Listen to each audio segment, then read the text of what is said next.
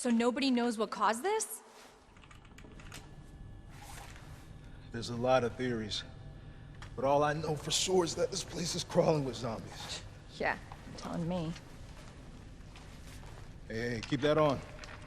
Just in case. I'm not gonna be around long. Once I find Chris, we're out of here. You really Chris's sister? Yeah. Why? Did you find something? He's on vacation. Europe, I think. Left weeks ago. Vacation? It's great news. Well, I've got more for you. Looks like there might be a way out through this secret passageway. Good. Hey. Hey, we should probably get you to a hospital. Oh, forget about me. I can take care of myself. No. Don't be ridiculous. You're gonna need some help. Listen, Claire. Save yourself. So you can see your brother again. Now, you'll probably need this. No, I'm not taking that. You're gonna... Shh. And be careful. If you see one of those things, no matter who they were, you can't hesitate. Take them out if you can. Or you run.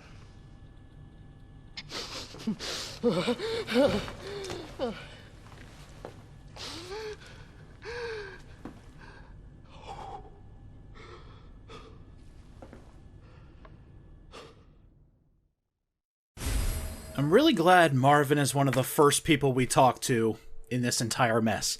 I mean, sure, we met Leon, but he seems a little green. So I'm glad somebody who's been in the thick of it for a while is the first one we talk to. And he gives the greatest advice that this game can give you. Either you take him out, or you run. And now that he's given us an awesome sub-weapon, we can do just that. What's going on, everyone? It's the Niskel. Welcome back to Resident Evil 2 Remake. So, all of that for a knife. Great way to condense the entirety of the first episode. Come in, zombies happen, and then, oh god, we need a knife to continue? Yes.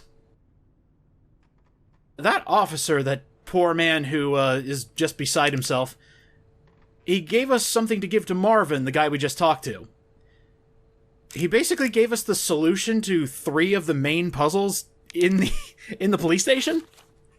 See that? Well, we found one of the statues, so let's go ahead and use it. Another thing I really like is a bit more world building.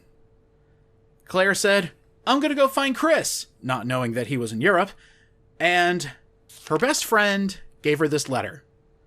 Basically saying, "Girl, what do you mean? Do you know how dangerous this world is? Especially for a girl like you? Okay, just take care of yourself." I also love that. The Chris Redfield. Ooh, big McLarge huge coming in. Jeez. If you ever want to look back at any notes that you've picked up, well, they're in that menu there. We have the solution. And these are all based off your zodiac signs. I always think of these as lion, weed, bird. And there we go. The first of 3.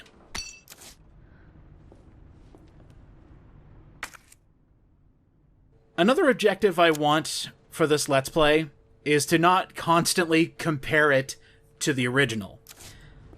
There obviously is going to be a lot that can be compared, but I think the best way to bring that up is when it's huge. Also, a nice little detail, now that Claire is in the building and has found another survivor, they actually blocked up the main door so nothing else could get in. Lucky for her, nobody thought of that before she showed up. But then again, there's kind of slim pickings in the way of people who are still breathing.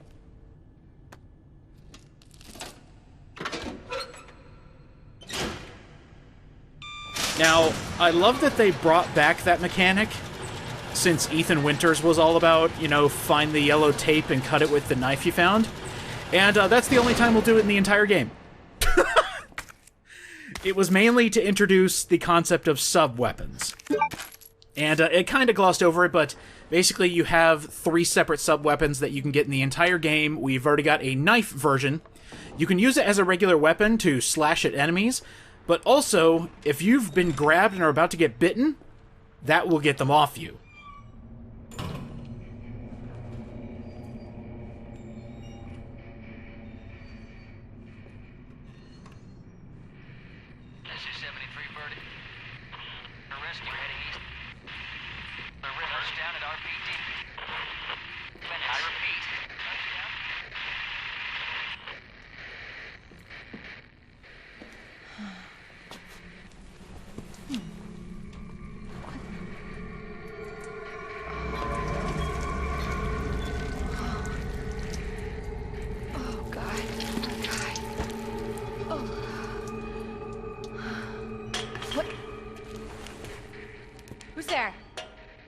So, as you can see, there have been some graphical improvements from Biohazard to now. Good freaking God! How do you make gore look that disgusting without being an actual psychopath?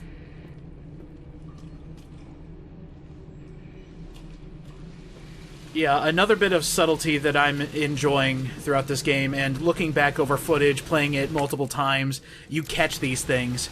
You're wondering, how the hell did an officer's mouth almost come clean off? Those claw marks we saw on the wall were a big hint. And, that's not good.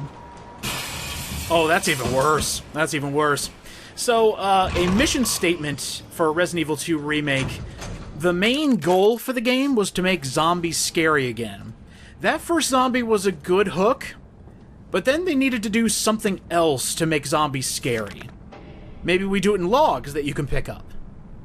That's a good way to bring the players into your world. So one of the refugees attacks, somebody turned into a zombie, attacked one other, we're losing people, it's becoming hopeless. Uh-oh.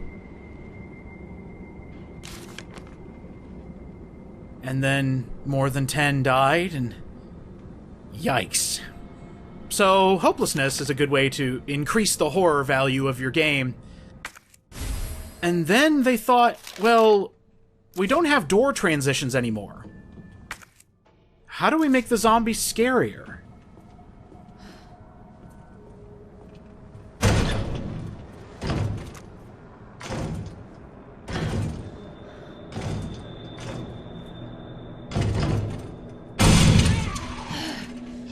Yep. The AI of the zombies is truly mystifying. I have played this game over and over and over again trying to figure out how these zombies work, and while it seems fairly simplistic, the fact that they can now break into rooms, how they sway as they're coming towards you, it can actually be intimidating to shoot the thing coming towards you, because you don't know how they're going to move. They sway, they run, they lunge. If you get too close to a zombie, they will try to jump on top of you, basically, to take a bite out of your nice, delicious, fleshy neck. It's amazing. Now, one tactic that I love to use, especially when I was first starting out, is as soon as I knocked a zombie over, I would slash at its knees. There is actual dismemberment in this game. You can take out a zombie's arms and legs and basically make it into a Monty Python sketch. You can completely dismember this thing, and all it can do is shimmy across the floor. It's great. Now, as you saw there, we got an achievement for actually killing a zombie with a knife. Headshots are not really the way to go in this game. If you happen to get a critical and blow its head off, good for you. That's one less zombie you need to deal with. But for the sake of starting out, and before we get some actual decent firepower, I would say shoot it till it falls, aim for the head if you're a good shot or playing PC, or aim for the kneecaps if you want them to fall to the ground, and then you can knife them. Because as you saw with a few zombies that we've already fought, when they're down, chances are they're not dead. And that's a bit where a huge difficulty spike comes in for first-time players, especially coming to this new age of Resident Evil remakes. A lot of things don't die the first round. Alright. Who's the jagoff who's taken away keys in the evidence lockers? Come on! Well, at the very least, we can go ahead and unlock a few of these things. You definitely want to do this. Obviously, it's free stuff, so who doesn't like free stuff? I will say, as soon as you come in here, the zombie that was sleeping in front of this door will come to life and come into this room. I'm gonna actually strand him in this room, so he never has to harm us, ever. So we'll go ahead and take out his knees. Oh! I think we got lucky. See, he's already missing an arm, which is great, and it looks like that shot to his knee actually did burst his leg off. That's just lovely details again. These are rotting corpses. Of course they would be breaking apart. Now, we're not talking like Left 4 Dead zombies, where you shoot them once and basically their entire arm blows up into a million pieces. No, this is kind of realistic. This only happened like a week to a month ago. Alright, so we're actually going to be a little quicker in here, because if you see a zombie pounding at the window, you're the reason they're pounding harder, just so you know. If you actually pick up some boards and place them over the window, no longer a threat. The zombies cannot get through those boards. No matter how hard they try, they cannot get through. They will break the window, and that could scare you a little bit, but they're not coming through.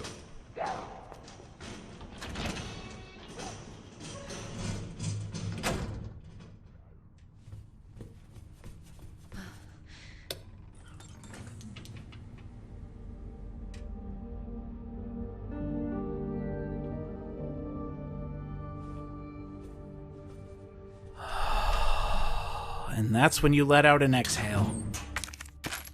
Resident Evil 2 Remake is kind of light when it comes to music. It always seems like it doesn't appear when you need it most. You just happen to notice in this one room, as soon as you turn on the lights, the safe/save room music turns on. And that was when I let out my first sigh of relief. Okay, I'm good, I'm good. Nothing can enter this room except for you, the hero. Now, in this room, there's actually quite a few awesome things. For one, they're talking herbs. Hell yeah, we got some herb action going on in here.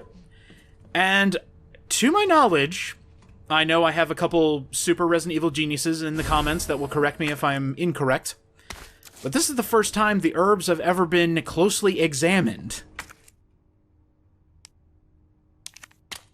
There we go. Develop the film while we're here.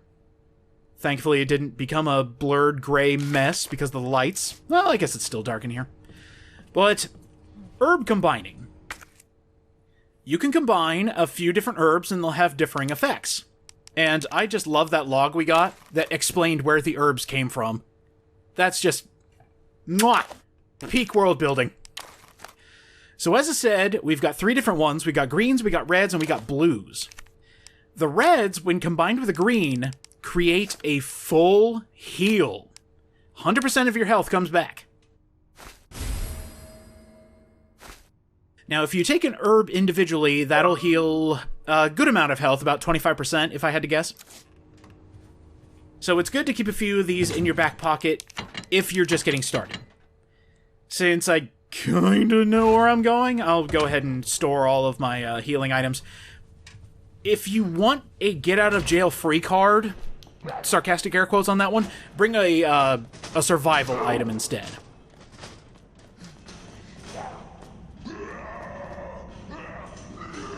There is a mad zombie on the stairs, I think. Oh, yeah, there he is. Hello. Bastard.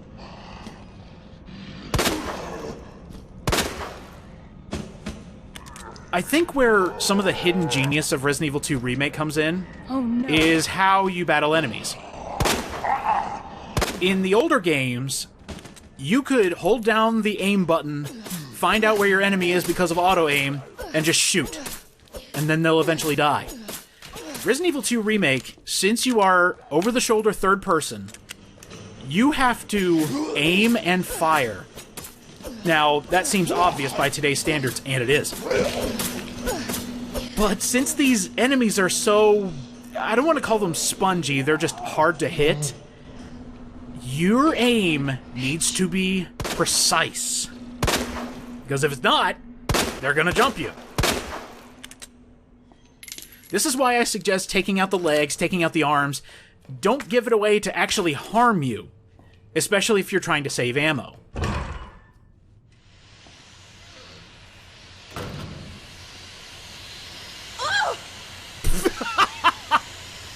Nishkel, you okay? You don't think steam hurts? Okay, yeah, steam hurts. Okay, I kind of love that.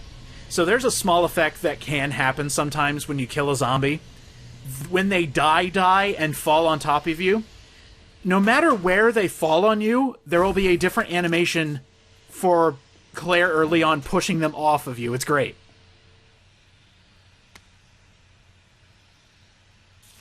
Press a button to light up its corresponding lamp.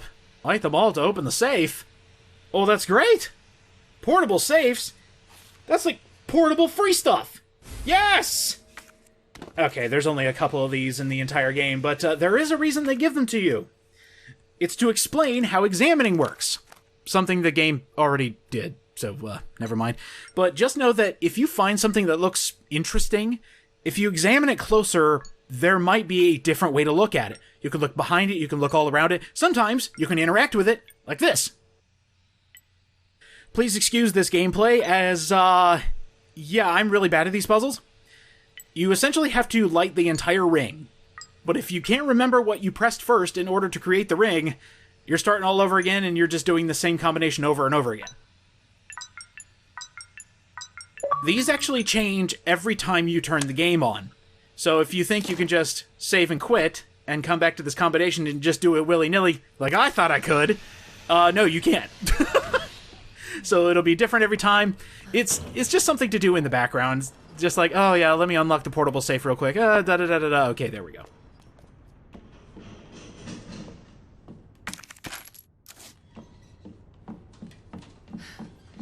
I love that effect. It looks like there's a person in this room, when in reality, it's just a leftover asset from Resident Evil 7 Biohazard.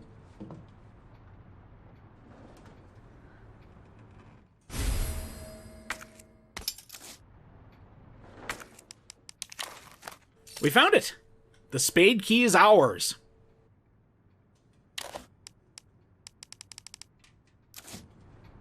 You know, come to think of it, ever since Biohazard came out, every game after it has had assets reused in pretty much every single Resident Evil game. And it makes sense. If it's there, might as well use it. But I've seen things that I saw in Biohazard, Resident Evil 2 Remake, 3 Remake. I've seen a little bit of everything in every game, and I just love it.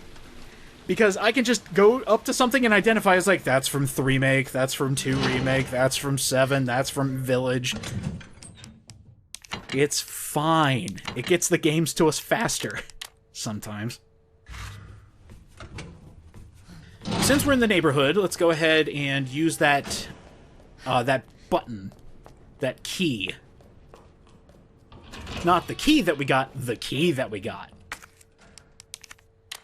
You got a choice, either fill in 2 or 3. I say fill in 2 because you can get a lot more stuff. Because you can now unlock an entire side if you want.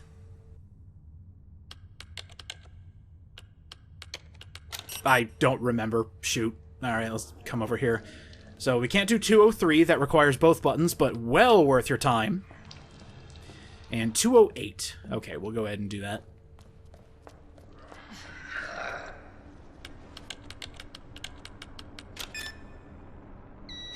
All in the sake of clearing out items. Got some gunpowder here. We'll deal with that later. I can't wait to get that. I have a mighty need. Okay. Let's go ahead and head into this west office here.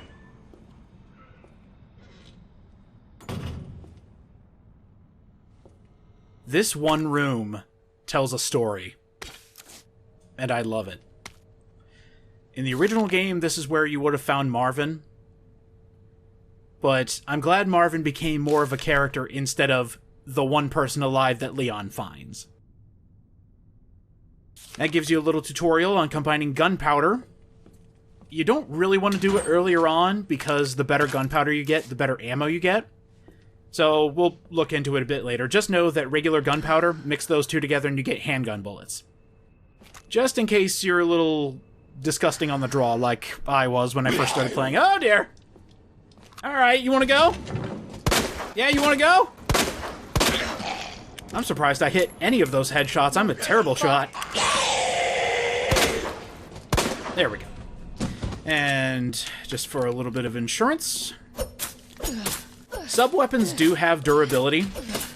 So if you stab it into an enemy a few times, it will eventually break and you won't be able to get it back. But they're not rare, so I like to just use them as I want to make sure that I don't have to deal with issues later. Oh dear.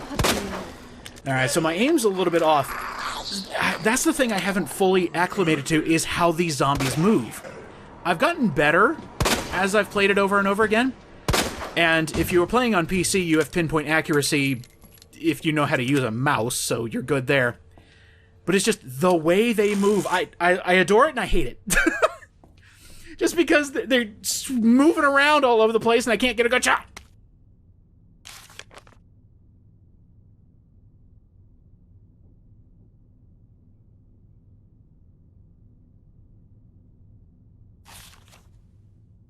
If you ever wanted to read how bleak this has gotten, this message right here is great.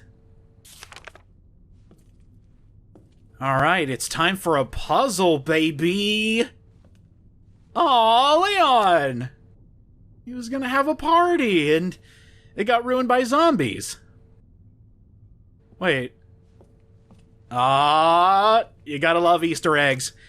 So in the original Resident Evil 2, there was a sign on the side of Leon's desk saying, "Welcome, Leon," with an extra L. They decided to pay homage to that. Leon S. Kennedy, we're putting you on a very special case for your first assignment. Your mission? Unlock your desk, nerd!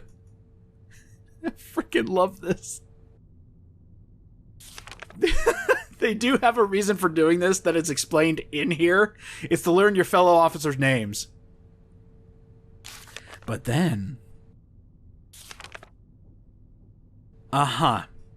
So Leon was actually on his way to start at the Raccoon Police Department. He was told to not show up, to stay home. But I guess he kind of ignored his first order to stay home and was just like, but what if I came, though? This is actually a really fun puzzle. And one where I just thought, okay, if this is how the puzzles are going to be, I'm going to have a great time. You actually have to explore the room and find the nameplates in order to get the combination. So we have Neil Carlson, we have Elliot Edward, and we have...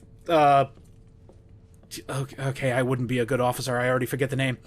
But, yeah, I love details like this, where one of them is actually on the floor. You kind of have to associate, okay, here's the desk, but where's the nameplate? There's Rita, there's Marvin. Okay. I think we have the combinations. They're looking for first initials, I guess I should say. So over here, easy way to remember it is Ned. And over here, Merg. That's the way I always remember it. Ned and Merg.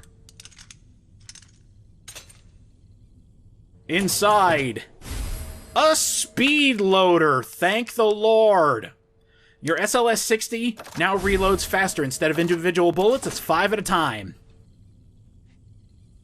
Huh, it's not a bad celebration for Leon's first day. That he never got. And, after all of that, we have made one big loop. Wow, achievements all over the place.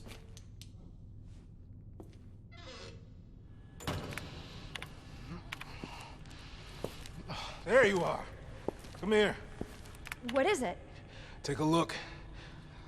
Oh my god, he made it! You know him? Yeah, it's Leon. Kennedy, I think? The rookie. Thought he looked familiar. You can make it to that courtyard, the second floor, east side. Okay. Thanks, Marvin. I'm on it. Yay! Leon finally made it! We're going to ignore him for a couple minutes because there's some cleanup I want to do. It's nothing against him, it's just I want to get the items. So, funny enough, there is actually dialogue where Marvin calls you on the radio to tell you, come meet him in the main hall. You can actually skip it if you come from this floor, the main floor. I honestly didn't know that. I thought it happened no matter what. Claire, it's Marvin. How fast can you get back here? Why? What's up? I've got something to show you. It's important. All right. I'm on my way.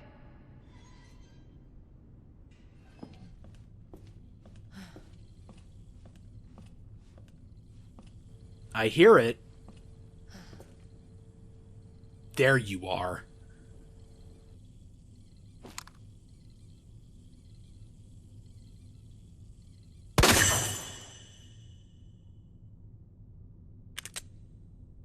To keep with tradition, starting in Resident Evil 7 Biohazard, there are bobbleheads hidden throughout this game.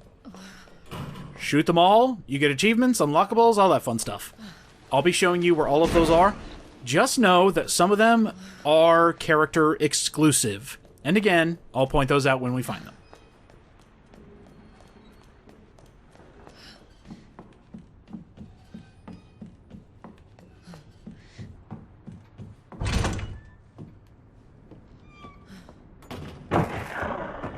What was that? So one thing that Resident Evil 2 Remake loves to do, and this is strictly for nostalgia, is a lot of key moments, locations, they've all been adjusted from the original. That monster, that liquor that we're just now learning about, it used to run across the window in the lobby at the beginning, but now it does it up here where it's more dark, more alone, and all of a sudden there's just a monster outside the window and you're like, oh, dear Lord, no!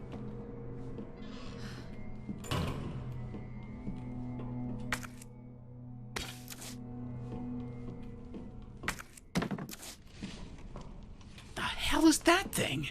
I think I saw that in the Baker house. Okay, I'm done. Sorry. Hey! Help! Don't worry, buddy. I'll get you down later.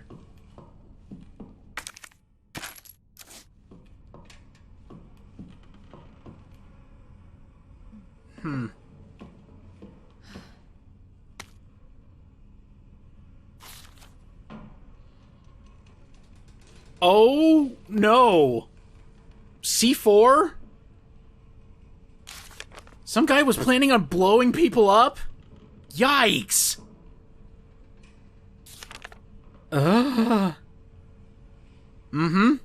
Yeah. Maybe there was a reason you were locked up, buddy. Free inventory space! You'll love to see it.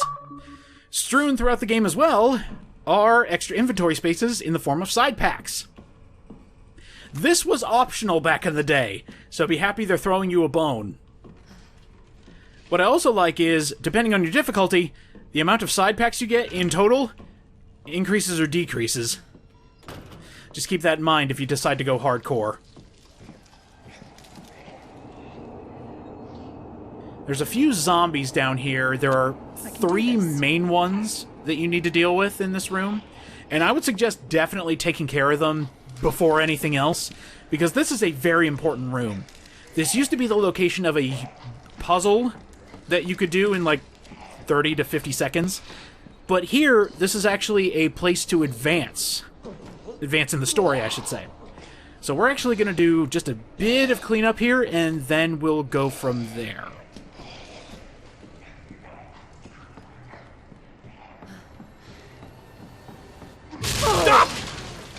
Oh, you gotta love tradition.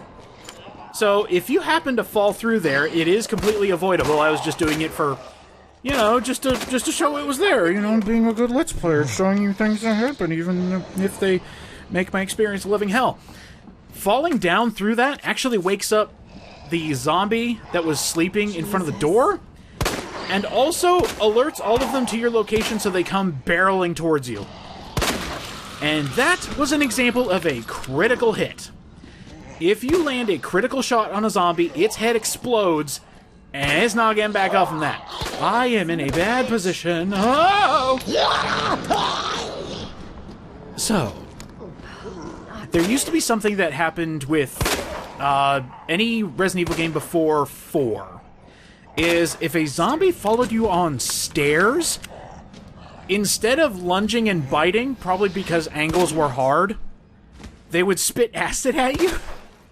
Not so much anymore. They actually go in for the bite.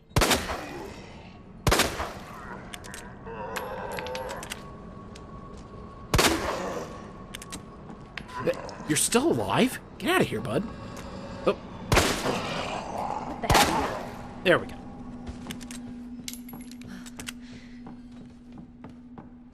So we'll have to come back here later in order to lower that bookshelf.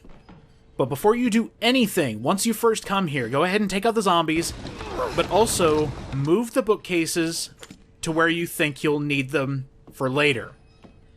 And something I also like, just in case you happen to forget, you can move multiple bookcases at the same time because they're on wheels! Ah, you love to say it. But also because there's something back here. Nice! Alright, I'd say we've made a pretty big impact. We've gone through a...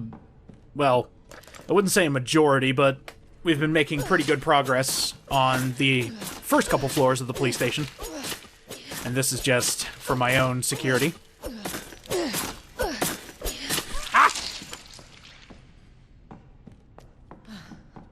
This is the main reason you want to come in here. Not just for setup later, but because that book is very important. Let's go ahead and head out here. And, you know, now that I'm looking back over this, I just realized how well Resident Evil 2 Remake does when you're planning your route. Because everything that I could do at this moment in time, I've pretty much done. And so, being able to go do some cleanup, come out of the library, and show up precisely where I need to be is just... oh, that's so good. When it all comes together and you have the perfect route, it's just, again, chef's kiss. But one thing I'm going to do for future me, and I hope future me appreciates this, I'm sure I do, maybe, is, we got some boards. I'm gonna board this up. Become familiar with what windows can be boarded up, because if you can board them up, please do yourself a favor and board them. Less zombies for your future.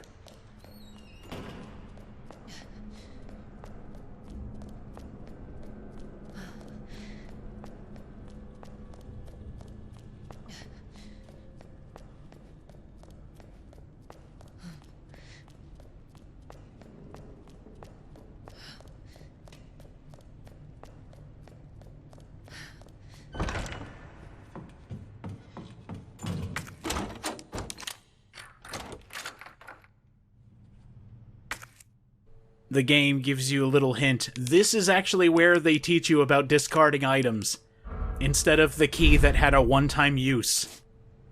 Interesting choice, but I'm into it. By the way, if you don't want any of those prompts, you can turn them off in the options.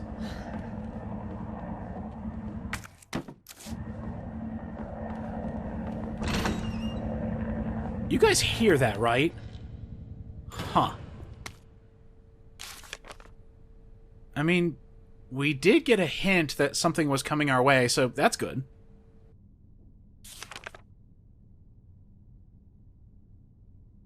So I kind of like this. This is something that gets lost between the old game and this remake here. This is talking to you about the red gem and how it's really awesome and cool and a valuable art piece. But in the old game, there was a journal entry talking about how the chief of police loves buying priceless artwork and just shoved all that shit in here. all those art pieces he loves, just toss that shit in here in the side room. It's great. But that actually explains more about where this stuff comes from. Yes, it is a museum, but it's the chief of police buying all this crap.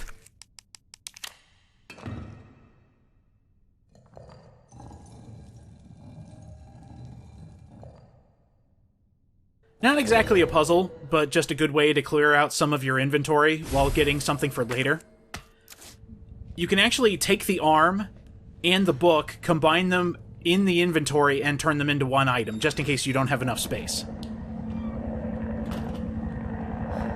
Hey, wait, I hear it again.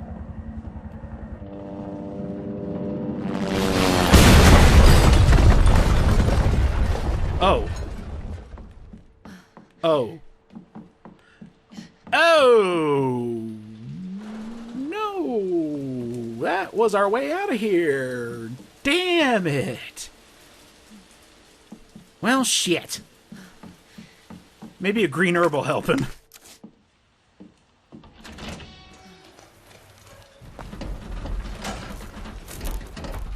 Hey! Claire? Leon! I'll be right there!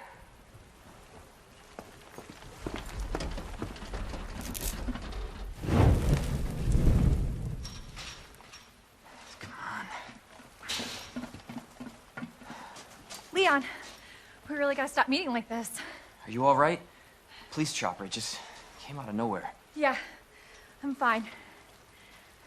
I take it you don't have the key. No, I don't. It's good to see your face, though. How are you holding up? I'm hanging in there. Hell of a night, huh? Yeah. You find your brother? I did, actually. He's...